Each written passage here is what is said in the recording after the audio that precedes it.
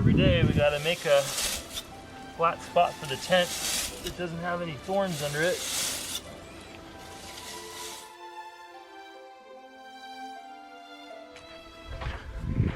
Just looking around for water. Here we've got some water-loving plants, so we would expect to see some water, but it's dry. I mean, this is Nevada. There might be some water underneath the ground there, but we're not getting it. But that's okay, because we've got more water than we need for one night with us, and it's not too far tomorrow, only like 40 miles to get water again that we know for sure is going to exist. Normally we try and camp near water, but we've got a lot of water. We've got a liter here, we've got 1.5 here, all our water bottles, and another 1.5 liter right here. That should be enough for tonight.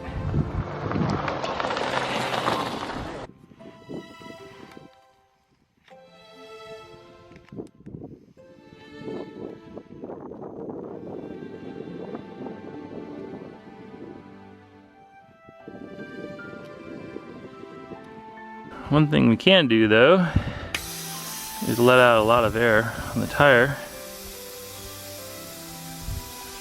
Like a lot. So when I say a lot, I mean you could push it down like that.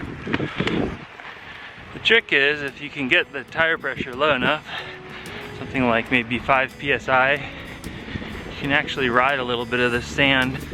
It's a ton of work and you're only going like 1 or 2 miles an hour, but it is possible. Beats walking.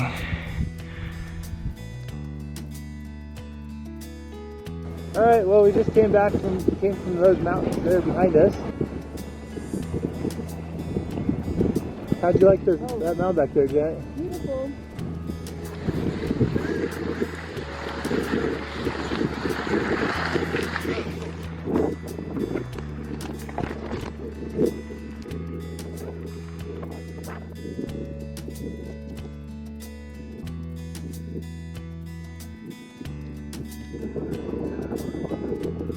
Those are the keys.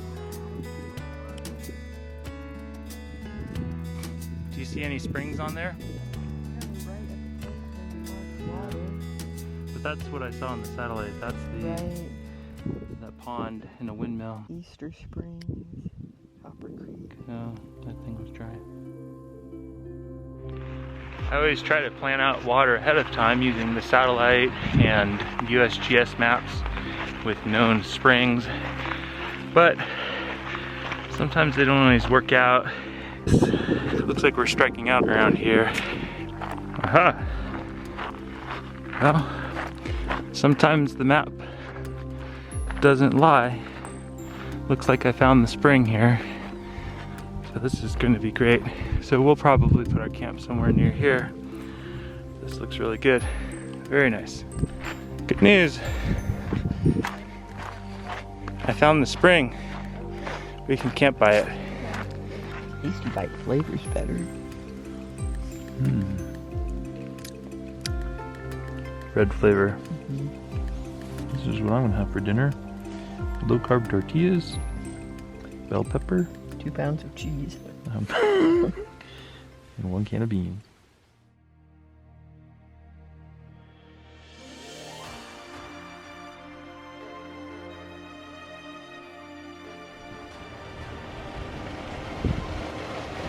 Oh, we're off to a good start this morning.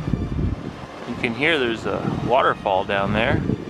So, pretty amazing for Nevada's deserts to be finding so much water. It's a good sign. Yeah, I didn't see the water, but I could hear it. There's like a little waterfall over there. So we don't know what these are. Janet thinks that they're buildings from the 1800s. Alright, riding up into the Humboldt National Forest, and I was telling Janet this is like the peak of fall here. It's super beautiful out here. not only are the fall colors, but all sorts of rock formations everywhere. Like that one back there. Can't see it very well.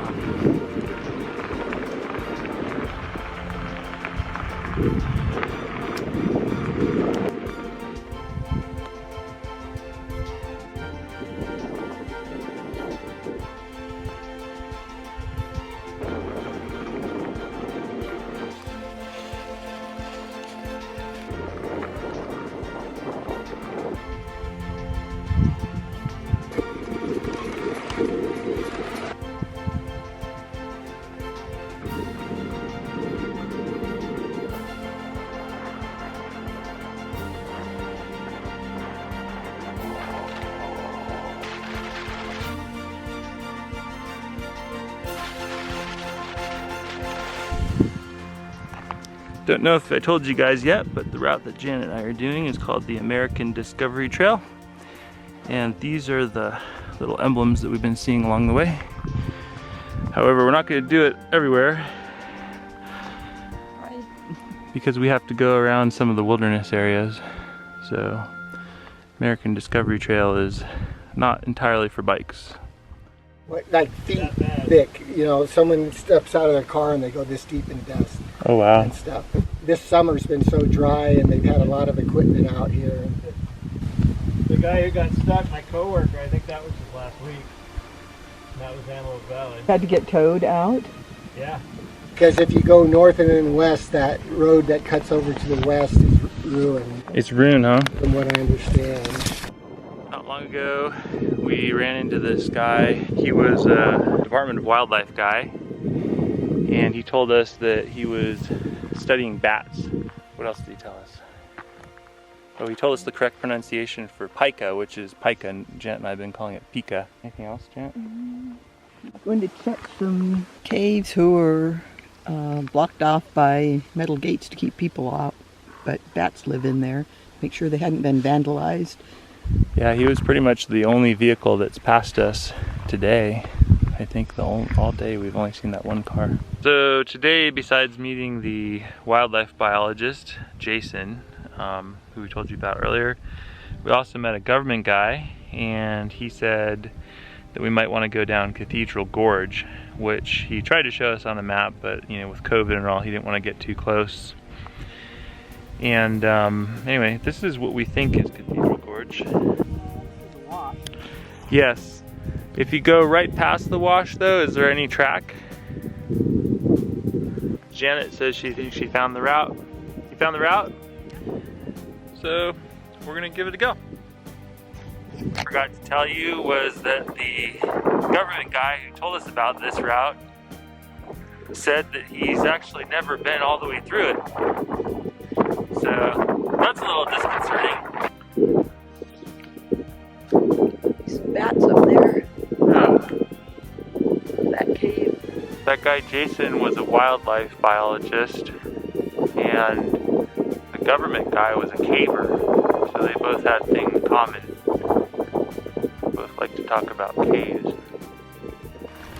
Anyway, so that government guy might have sent us on a difficult trail because, as you can see, it's a little bit challenging.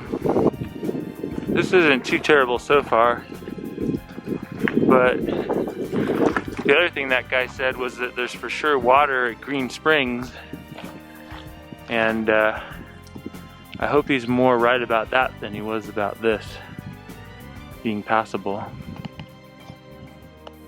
Things are looking up. Pedaling again. And this Cathedral Gorge is looking super awesome right now. I hope it stays rideable like this. Only got a couple more miles to get to another dirt road, so that's a good sign. After some hike-a-bike, back riding again. Pretty gnarly trail, but really beautiful down here. It's actually, so far, maybe one of my favorite sections. It's really nice. One thing that Jason, the wildlife biologist, said, and I just remembered because we just saw this really cool red fox. Well, he introduced us to this term, a thing called a guzzler. I didn't know what a guzzler was. And we said, what's a guzzler? And apparently it's water tanks that they put out for the animals to drink out of. So he said that he was kind of opposed to them, even though his agency is actually in favor of them. And they put them in the desert so that animals have water to drink. But the problem was that there were some bighorn sheep, I think maybe 12 of them, he said, that were found dead outside of one of these guzzlers. And the reason is this is one of the driest years in 20 years, he said. So rainwater supplied catchment systems aren't working for the animals all the time. And he said, well, if they didn't have this guzzler system, there wouldn't have been such a big population, so they wouldn't have been dependent on the water. So that's something I thought of when I saw this fox run by. Alright, so we're at what's called Green Spring here, and we're looking for the water source. We kind of found a puddle here, but it's pretty shallow and dirty. So we're hoping that there's something a little bit better. But this is a critical stop for us because for 100 miles, there isn't any reliable water source. That doesn't mean that there isn't any water, but you can't go out 100 miles, which is 2 days for us, expecting there to be water when there isn't any guaranteed water. So there's Janet, she's looking around, and I think she might have found something. Did you find something? Okay. Alright, cool. So she found a ditch with water, so maybe we're good. So this is actually a really pretty place. Bet you didn't expect to find this in the middle of the desert. I didn't. Anyway, this is a really beautiful spot, so I think Janet and I are going to camp here for tonight. There's water here, and may not seem so spectacular to you as the viewer, but for us, we've just been riding through a ton of desert, and to see this amount of water all at once is quite a relief and also quite beautiful as well. So our plan from here is to fill up all 7 liters of water carrying capacity that we have. We have to go 100 miles without water, any guaranteed water. There's possibly water out in the Antelope Valley, these rainwater caches, but we're not really sure that they're going to be there. Actually, there's only one that I know of that might be there. So we run it through the Sawyer filter, and then after that we treat it with ultraviolet light, which is this Camelback filter right here. My job is usually to squeeze, and then Janet's job is to put the ultraviolet filter on, which is a cap and zap. Well, today was, in my opinion, one of the most perfect days. How'd you like it? It was a nice day. It's nice weather and a big climb, but not too hard. And good scenery in the canyon. Some yellow trees. We met some people, even though it seemed really remote. Why did you like it? It was like everything that was perfect about bike touring. It was hills, remoteness, rideable mostly, but challenging enough. And we got a quiet campground with water, which is quite amazing. And maybe a little bit of a surprise even, because we weren't 100% certain that there'd be water here, but there's plenty.